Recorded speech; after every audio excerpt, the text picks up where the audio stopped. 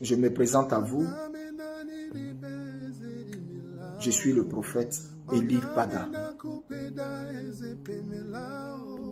Voici bientôt presque 2 ans de silence que je ne me suis pas adressé à vous et que vous ne m'avez point vu. Selon l'ordre du Seigneur qui m'avait été adressé en décembre 2023, le Seigneur m'avait dit à la préparation de la traversée de fin d'année qui allait nous introduire dans l'année 2024, le Seigneur m'avait dit de ne pas me rendre à la veillée qui avait été organisée par mon église. Et il m'en avait donné les raisons, parce qu'il m'avait fait clairement savoir que ma vie était menacée. Ma vie avait sérieusement été menacée et est sérieusement menacée pendant même que je vous fais cette adresse. Le Seigneur, le Dieu que je sers fidèlement avec dévotion, avec abnégation et résilience, a pris soin de m'avertir de tous les plans et tous les projets macabres qui étaient concoctés dans le secret pour porter atteinte à mon intégrité physique. Et c'est le cœur déchiré que je n'ai pas pu me rendre à la veillée de la traversée 2023-2024. Et sur son ordre, il m'a dit d'aller là où lui, il m'indiquerait et de rester là, de me tenir dans sa présence, de demeurer en prière jusqu'à ce qu'il me dise de ressortir, jusqu'à ce qu'il m'instruise à nouveau. J'espère que vous vous souvenez de ces paroles. Et frères et sœurs, si je sors ce matin, c'est parce que Dieu m'a demandé maintenant de sortir. Dieu m'a dit, l'heure est grave. Il faut que je sorte et que l'on m'entende. Il faut que je fasse connaître son dessein, sa volonté et son plan. Voici pourquoi vous me voyez devant vous. Je voudrais, avant tout propos, vous dire que je me porte bien, comme vous pouvez le constater. Je n'ai pas cessé de prier. Je n'ai pas cessé d'être sur des montagnes à n'en point finir, à jeûner, à me tenir devant le Seigneur pour vous, pour ma nation, pour mon peuple, pour l'église de Côte d'Ivoire, pour le réveil en Côte d'Ivoire et en Afrique et dans toutes les nations. Frères et sœurs, où est-ce que je me trouve en ce moment? Je ne pourrais vous le dire. Pour des besoins sécuritaires, je ne vous ferai point connaître là où je me trouve. Mais sachez, comme vous me voyez, que je vais bien. Dieu a été bon envers moi. Dieu a reconnu que je n'ai été coupable de rien du tout, si ce n'est d'annoncer son plan, sa parole et ses décrets. Et ce faisant, il a usé de fidélité et de bonté envers moi, en épargnant ma vie, en me gardant jusqu'au jour d'aujourd'hui. Je voudrais vous dire, ça n'a pas été facile.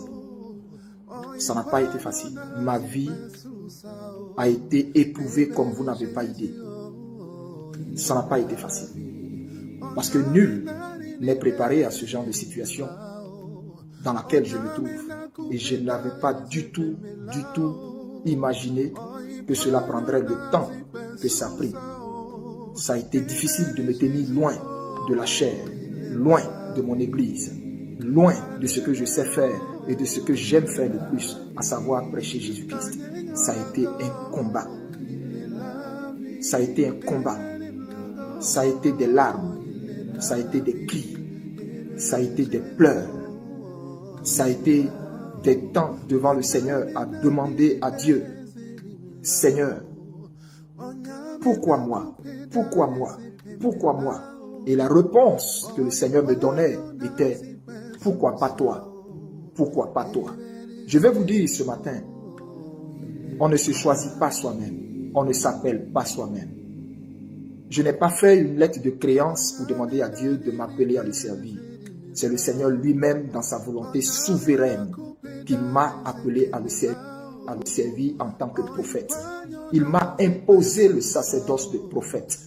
Je ne savais pas que je serais prophète. Je ne savais pas. Et je n'avais jamais un jour imaginé cela. Non. Vous savez,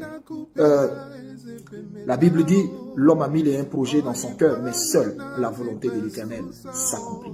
Et c'est la volonté de l'Éternel qui a été imposée à moi, qui s'est imposée à moi et qui a fait de moi prophète. Pour vous dire, je ne prophétise contre personne. Je ne parle contre personne. Je ne suis l'ennemi de personne. Je ne suis l'ennemi d'aucune autorité politique. Je ne suis l'ennemi d'aucune nation. Je ne suis l'ennemi de personne.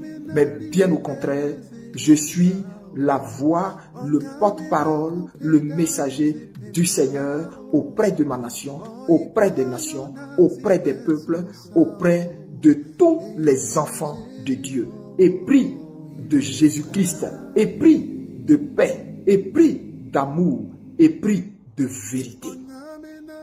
Ce matin, je voudrais vous dire, mon épreuve, ma persécution, je la supporte, je la bois.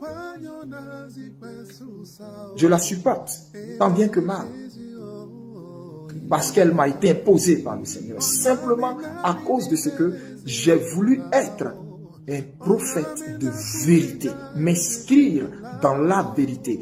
En disant la volonté parfaite du Seigneur. En ne m'inscrivant pas en faux. En ne corrompant pas le message du Seigneur. En ne tronquant pas la vérité de Dieu qui a été mise sur ma bouche, en ne la diluant pas, en la disant comme elle m'a été dite. Aujourd'hui, cela me vaut ce que ça me vaut. Mais j'en suis fier, j'en suis heureux.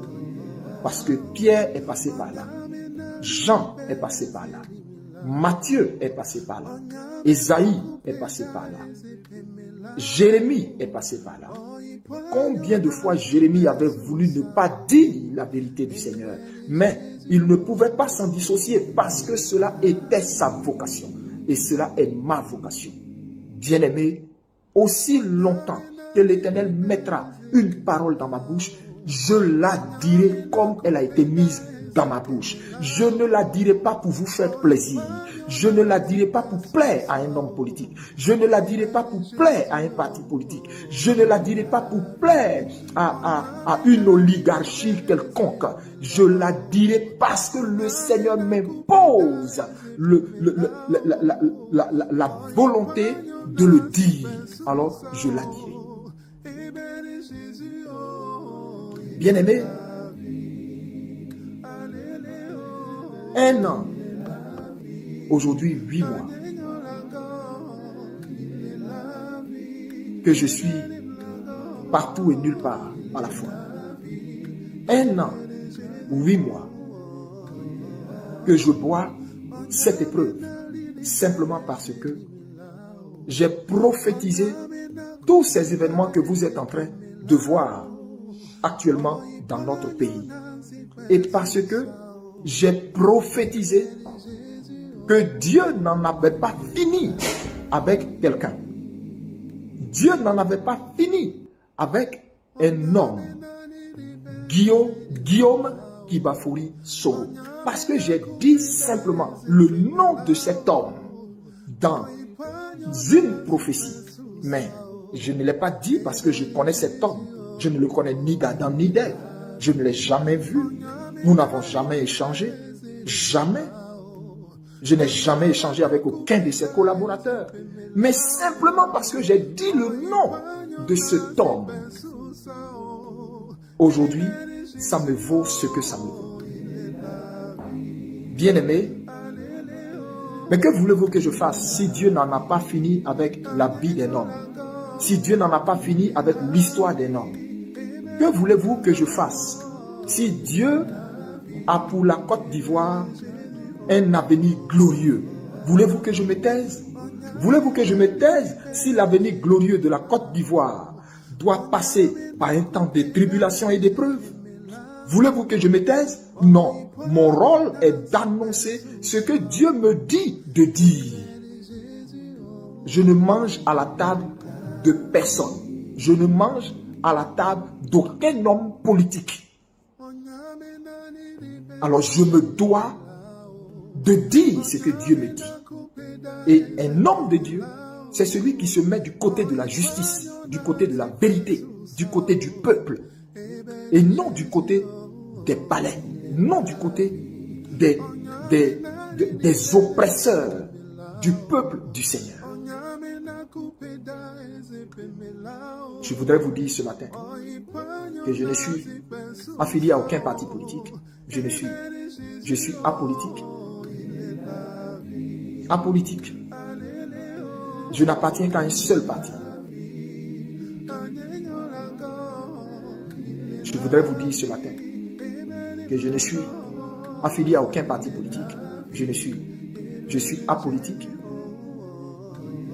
Apolitique. Je n'appartiens qu'à un seul parti. Le parti du royaume des cieux. Le parti de Jésus-Christ. C'est à ce parti que j'appartiens.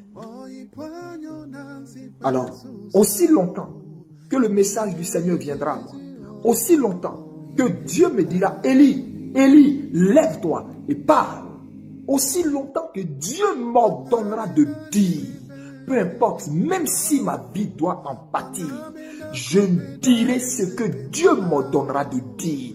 Et je ne tronquerai jamais le message du Seigneur pour vous faire plaisir.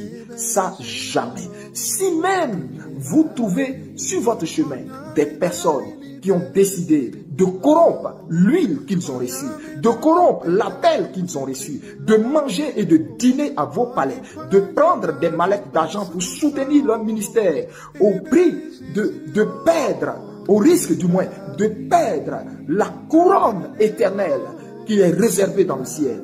Moi, Élie Pada, je dirai toujours ce que Dieu me dira de dire. Je répète, même si cela doit me faire subir ce que cela doit me faire subir. Pour Christ qui m'a sorti du monde et de là où il m'a ramassé, je suis prêt à tout. Et vous pouvez le voir sur l'expression de mon visage.